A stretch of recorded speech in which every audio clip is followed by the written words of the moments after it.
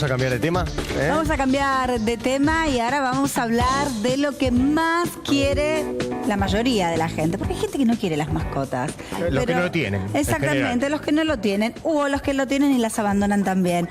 Vamos a hablar de las mascotas, vamos a hablar de los perros, porque también hay dos temas que los tuvieron como protagonistas esta semana. Por un lado, la ley que se aprobó en el Congreso Nacional, donde quedan suspendidas las carreras de galgo, y por otro lado, una aprobación en la legislatura porteña para permitir que durante los fines de semana la gente pueda pasear con sus mascotas en subte, que puedan utilizar el subte sábados y domingos para pasear con sus perros o con sus gatos. Son los dos tipos de mascotas que se van a permitir. Es por eso que nos visita en la mañana de hoy el doctor Romero. Muchas gracias. Gracias a ustedes. Buen día. Bien, ¿Cómo le va? Bien, bien, muy bien. ¿Todo bien? Bueno, me imagino que esta semana, sin ninguna duda, fueron los dos temas fundamentales. Claro, para los que amamos los animales son temas importantes. También hay que tener en cuenta que el árbol no nos deje de percibir el bosque. Existen otros problemas que atañen al 100% de la población o a un porcentaje importante y son muchísimo más graves. Pero a los que nos importan los animales, estos temas son trascendentes.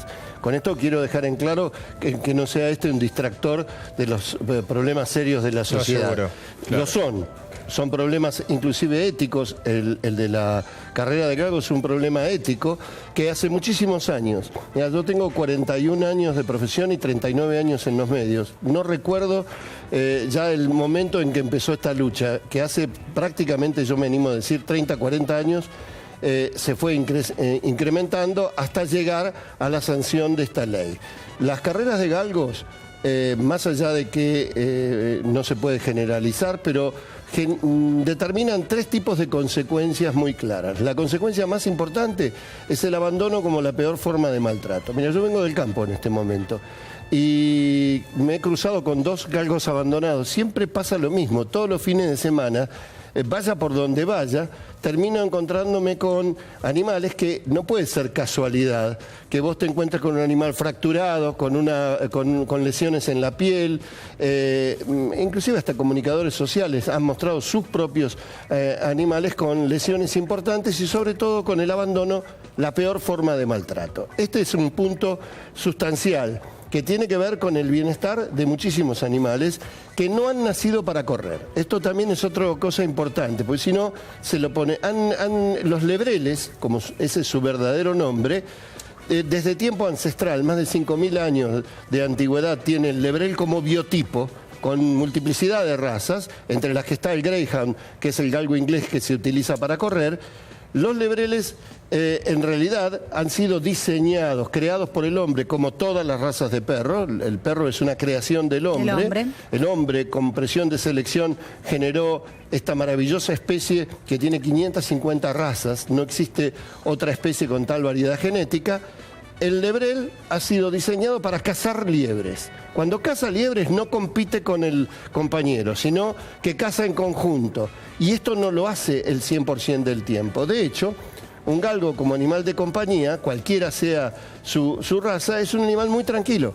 Y es un animal poco ladrador, que le encanta estar muy cerca de su dueño y que, por supuesto, puede correr. Ahora, imprescindiblemente tiene que correr con un bozal puesto y metido adentro de una gatera 100 metros frente al delirio de la gente para ganar dinero. No, esto es así de claro, no está diseñado. Pero bueno, eso sería igual que las carreras de caballo. Eso sería comparable a la carrera de caballo con una diferencia, Néstor. En las carreras de caballos, el deporte lo genera el hombre con el animal. Acá es el animal solo. Y la segunda diferencia, si hablamos, por ejemplo, de la hipótesis de doping, en los grandes hipódromos esto está zanjado por el CENAR, está zanjado por organismos oficiales, cosa que no se puede controlar en las cuadreras. Que ese es el otro gran tema.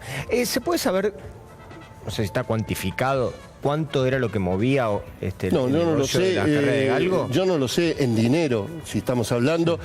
Ahora, Me asombra algunos legisladores a los cuales les tengo un profundo respeto hasta ideológico, que hayan argumentado que se quita una fuente de trabajo. Bueno, también cuando se hace trata de personas se quita la fuente de trabajo al recepcionista del prostíbulo y nadie lo va a justificar. Yo creo que estamos hablando de una actividad que la ética social ha cuestionado. ¿Y saben ustedes cuál es el antecedente, o lo que sigue a la ética social? La ley. O casualidad. No podíamos imaginar, mis bisabuelos no hubieran imaginado el matrimonio igualitario. Sin embargo, la ética social nos llevó al matrimonio igualitario, que hoy todo el mundo entiende y es ley. Y así sucesivamente cantidad de cosas que van evolucionando socialmente. El tercer punto son las apuestas clandestinas, que todos hemos visto en los videos que existen. Entonces, alguien habla, no, pero entonces regulemos, no prohibamos. Es no conocer el país. En los pueblos más pequeños, la información no le llega ni a los policías. En mi programa de Radio 10, como Perros y Gatos, hace 4 semanas sacamos al aire un sorpresivo llamado a una comisaría de la provincia de Buenos Aires, donde íbamos a denunciar hipotéticamente un acto de maltrato animal. La que nos atendió, una suboficial de alto grado, fue a consultar con el encargado de la comisaría y volvió y me dijo, no es delito, va a tener que ir al municipio. Si logramos esta falta de información en las fuerzas policiales y también en las fuerzas judiciales, cualquier control es imposible de llevar a cabo. En cambio, está prohibido, no se puede hacer. Todo el mundo lo va a saber claramente y se va a evitar el maltrato animal, la hipótesis de doping y las apuestas clandestinas, porque, insisto, estos animales no fueron creados para correr carreras, fueron creados para cazar a la carrera, que no es lo mismo. Ahora, yo me pregunto, ¿no? Y uno por ahí desde la ignorancia, al conocer esta ley, ¿qué va a pasar con los galgos y con sus dueños? Porque se me ocurre, mucha gente tiene galgos como mascota porque los encontraron a la veda de la ruta, porque los encontraron lastimados. Es muy raro el que tiene el galgo como mascota, ¿no? Me refiero a estos animales que hasta ahora corrían carrera. ¿No corren riesgo de un final incierto, que los abandonen? Además, ya no es negocio para el dueño, claro, porque no sé si existe amor. Al decir de muchos galgueros, ellos dicen que los quieren mucho, entonces no creo que esto ocurra al decir de muchos galgueros. En una hipótesis, Janina, muy clara, yo creo que esto puede llegar a ocurrir en un primer momento. Existen inclusive en los últimos 10 años, se han creado enorme cantidad de organizaciones no gubernamentales, Adopta un Galgo en Argentina, Galgo Ya, enorme cantidad de ONGs específicas para el rescate, que no existían 10 años atrás. En el resto de países del mundo hay rescate de pitbull, rescate de dalma, como que hay razas que tienen particulares problemas, los pitbull, la mala fama, los galgos, la carrera, los dálmatas, por ejemplo, cada vez que se pasa 101 dálmatas, todo el mundo quiere tener un dálmata y después no sabe cómo cuidar un perro porque no quería tener un perro, sino era el capricho del chico que vio un perrito manchadito y así sucesivamente. Yo creo que esto va a ocurrir, probablemente ocurre y ojalá que no, en un primer tiempo, luego se va a equilibrar el panorama y de la misma manera que en la Argentina a nadie se le ocurre, salvo Casabindo, que una corrida de toros esté permitida, ocurren también contradicciones, ¿no? La riña de gallo está prohibida por una ley nacional y sin embargo es deporte provincial en Santiago del Estero y Tucumán. Claro. ¿Vos sabés por qué algunos legisladores en realidad, algunos faltaron a la sesión y algunos lo vieron como una cosa un tanto sospechosa? No sé si una sospechosa, ley bochornosa, pero digamos, calificó Diana Conti. Claro, y algunos otros legisladores apoyaban a los galgueros. ¿Por qué se da esta situación? Mirá, digamos, yo creo cuando que en realidad se nota claramente que hay maltrato con el animal y demás. Hay un desconocimiento absoluto. Los argumentos que plantearon algunos legisladores a mí me resultaron sorpresivos. El trabajo es uno, digamos, la falta de el argumento. Pero ese es un argumento fácilmente rebatible. No, está claro, pero digo, ¿cuáles son los argumentos que presentaron? Mirá, los argumentos que presentaron, que era una tradición, no lo es, que es un tema que es la carrera de los pobres. En definitiva, yo creo que esto no es una cuestión clasista y sigo insistiendo como empecé nuestra charla, que no sea esto un tema distractivo, o sea, claro. Yo amo los animales, pero sé que los salarios no alcanzan, sé que estamos en una de las peores situaciones económicas de los últimos años y que ha habido 100 y pico de mil despidos y que realmente el país no está en el rumbo adecuado. Punto. Esto lo corremos de lado. Esto es una medida que creo que es la medida más razonable y muy apoyada por todos los sectores de la población. No logro entender, los argumentos son altamente rebatibles, más allá de que en las poblaciones chicas el galguero también es el que tiene poder. A ver, el propio comisario puede ser galguero, el propio juez de paz puede ser galguero, y esto se da mucho en las poblaciones pequeñas, ¿no? Romero, ¿cómo se tomó esta iniciativa del gobierno de la ciudad, que fue finalmente aprobado con la legislatura, de que la gente pueda llevar sus mascotas en el subte los fines de semana? Mira, la primera de las cosas que digo es que esto es una perfecta y interesante copia de muchos países del mundo que tienen subte, que permiten que los fines de semana, en vagones especiales y en condiciones especiales, el animal pueda ser transportado. Y no estamos hablando solo de paseo, estamos hablando a lo mejor de visita a un médico o a un médico veterinario. Mucha gente no puede transportar a su médico a la mascota a su médico veterinario porque existen cosas más graves. Fíjate cómo a veces el árbol no deja ver el bosque. Hace un año que está a la firma del presidente de la República la reglamentación de la ley que fue aprobada por el gobierno anterior de libre acceso de los perros de servicio, los perros de asistencia o los perros que asisten a discapacitados al transporte público, a los espacios públicos. Eso es mucho más grave. Lo otro es una nota de color, pero esto es grave, porque si yo soy ciego y no puedo acceder con mi lazarillo, y nos ha pasado, la semana pasada pasó que un restaurante muy fino de Puerto Madero impidió el ingreso a una persona con su perro para discapacitado y le cuestionaba la discapacidad porque no era ciego, como si el único perro de asistencia fuera el lazarillo, y da la casualidad que el señor era un señor belga, epiléptico, y que le detectaba, y que tenía un certificado internacional de que el perro era de asistencia, y que le detectaba, como no tiene aura su convulsión, le detectaba las convulsiones. Entonces me parece que hay muchísimo desconocimiento en la comunidad, inclusive en los legisladores, inclusive en el Poder Ejecutivo, porque esto hace un año que está durmiendo, cuando ya fue consensuado por las universidades, por el Consejo Nacional de Discapacidad y demás. O sea que fíjate que hay temas que son de color en los animales y hay temas que no son tan de color. Hay temas que son profundos, como esto de la ley de libre acceso, que todo el mundo cree que cualquiera puede acceder. Yo les pido que hagan la prueba, si tienen algún conocido con el perro lazarillo, a ver si... Ahí tenés mi lazarillo, mirá. Ahí va bajando mi lazarillo. Ese es el mío. ¿Ese es tu perro? Ese es mi perro. Los perros son geniales. Ese es el perro, ese es Rufus, mi perro. Y los anteojos también, Doc, son de Néstor, ¿eh? Sí, sí, y claro. no ves que tengo anteojos, soy no vidente, me hace de lazarillo.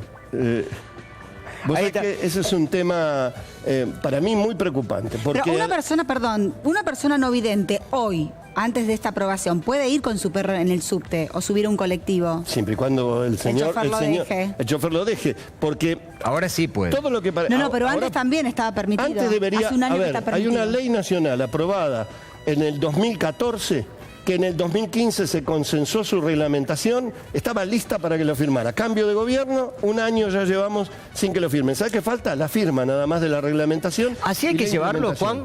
Así hay que llevarlo, ¿no? Abajo del brazo. También, no, abajo del brazo no, sino en transportadores. Sí o sí en transportadores. El transportador yo creo que es la mejor manera de llevarlo y creo que la legislación, la reglamentación para el viaje en subte lo dice, lo habilita y me parece que ahí nadie puede ponerse en contra. Es decir, es como ponerse en contra en la circunferencia del círculo. El mismo transportador que se utiliza para el avión, ¿no? El mismo que se utiliza para el avión sin las estrictas normas del avión, pero normalmente son cajas o de transporte o jaulas de transporte que permiten que el animal esté parado y se pueda dar vuelta.